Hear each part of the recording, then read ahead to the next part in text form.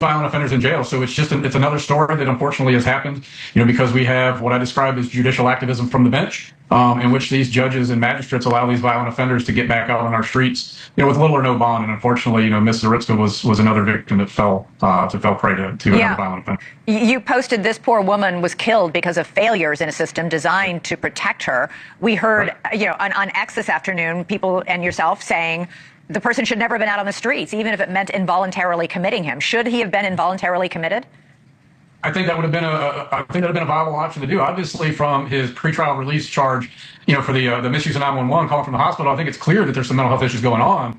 But to release him out, knowing that these concerns are, and I heard you mention earlier that he failed to show up for a mental health evaluation. I mean, that should have been a revocation of his pretrial release, and he should have been ordered to stay behind bars. And he wasn't. But again, it's just another example of how magistrates and judges, and not all judges, not all magistrates. We do have some good ones here. Keep that in mind. But it just showcases how some of these judges and magistrates in Mecklenburg County continue to fail the citizens because they care more about the rights of suspects than they do about protecting the victims of these crimes. This judge who did not order him held behind bars in January has come under a lot of criticism, but that arrest was for a very minor charge of abusing the 911 system. People aren't normally thrown in jail for calling 911 when they don't have an emergency. His own mother tried to involuntarily commit him into a mental hospital, and she was unable to do so. When we've got judges that let violent offenders out, I mentioned this earlier that, just a few years ago, we had a convicted felon who opened fire on Charlotte-Mecklenburg police officers.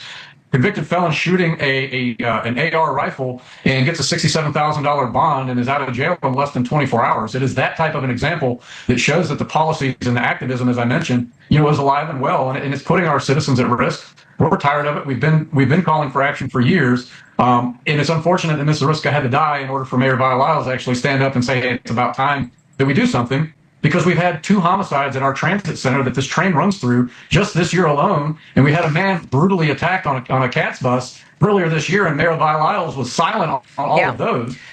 But now here we are. Today we'll find out if she's going to make it on to be our next mayor or to be eligible to be our next mayor or not when the polls close today and the primaries close. So.